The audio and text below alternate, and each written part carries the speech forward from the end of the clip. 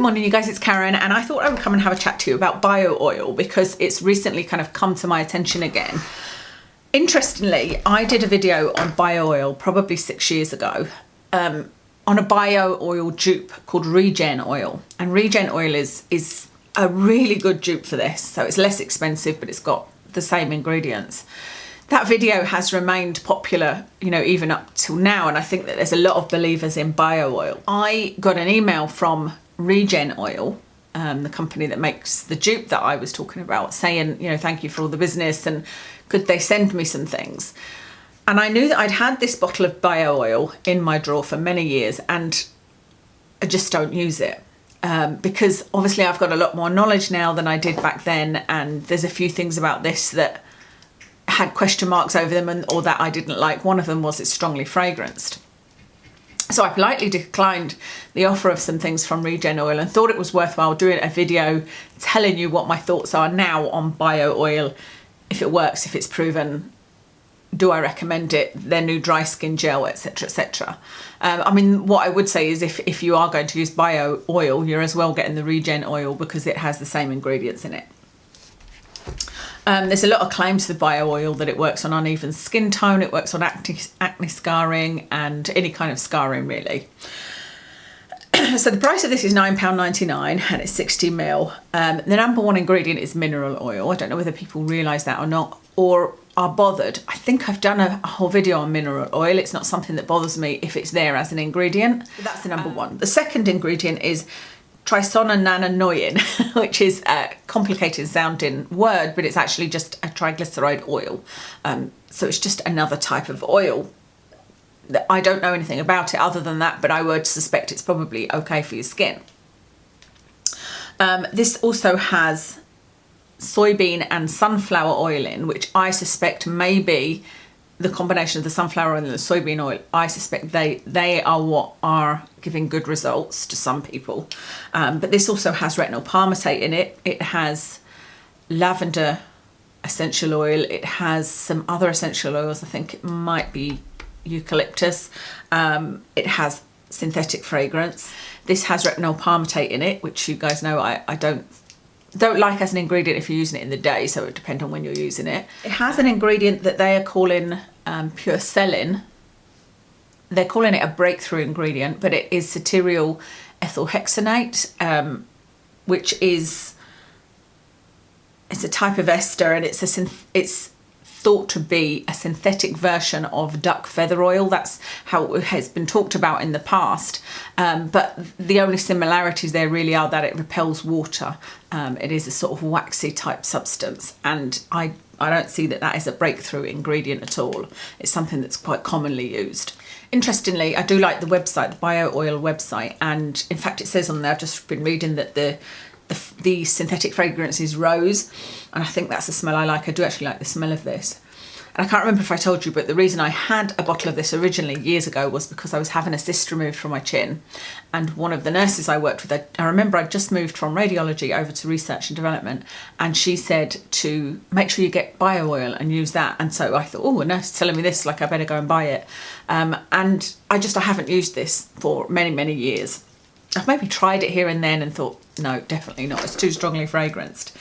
But the website has got a lot of studies listed on it, but they're not studies that I can find the full information of any of them. Or I think I found one. And they all seem to be non-independent. Some of them are listed as being blind and placebo controlled, but they're not telling you what the placebo is. They're just little summaries of, it seems like they may have been little in-house studies. They're certainly not clinical research, but it seems like they were little in-house studies that they are calling clinical research. I think they've headed it clinical trials. These are not proper clinical trials because they're not listed under any clinical trials database, or like I said, I think I only found one, and that one was just looking at linoleic and oleic acid, which is why I said that I think maybe the soybean and the sunflower oil would be where people have seen some results. But the little summary that they've given of it, there's a lot of studies listed there, but each summary doesn't really make sense, to be honest, because like I said, they're often talking about it being placebo controlled, but they're not talking about the placebo. And and they're not looking at clinical outcomes, they're looking at what the volunteers thought. Did they think their scars look better, that kind of thing.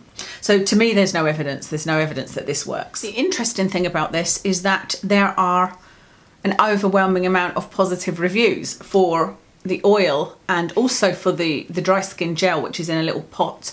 Like I said, I did have the dry skin gel and I did try it and it was quite nice. If you're going to use one or the other, I would recommend the dry skin gel over this, because the dry skin gel has urea, shea butter, gluconolactone, which is a polyhydroxy acid, and it also has lanolin in it, so it's great for dry skin.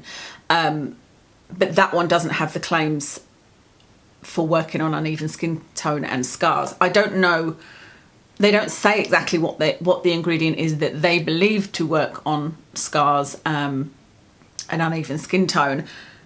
And I can't see anything in here that would work on that. But like I said, in the studies that I saw, the one study I saw that was an actual study was talking about the oleic and linoleic acid from plant oils being responsible for the improvement in skin tone.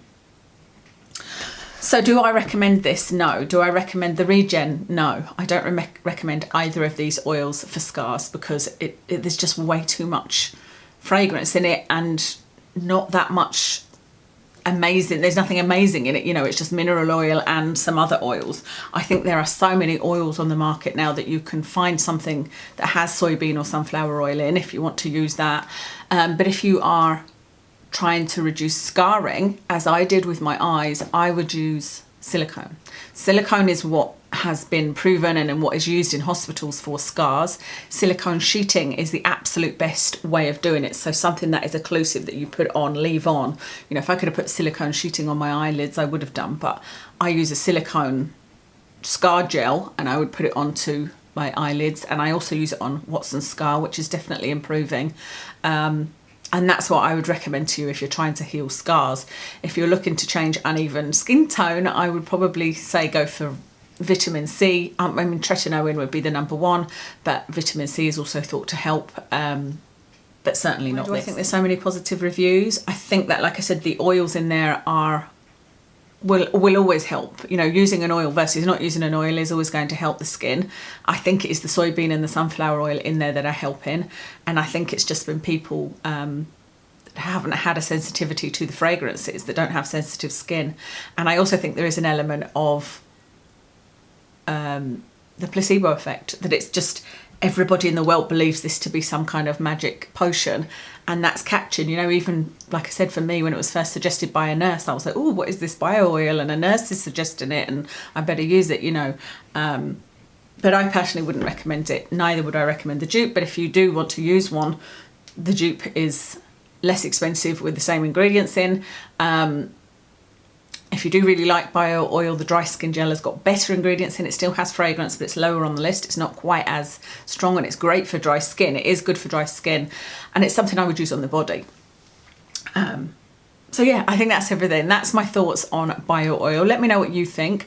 This may well be a very, very unpopular video, because like I said, there's so many people that swear by bio oil. And I'm not saying it can't have an effect, I just wouldn't recommend it because of the fragrances, and because there are things out there that have much better ingredients in and I feel would work faster for scarring, certainly silicone. So yeah, let me know what your thoughts are, and I will speak to you again soon.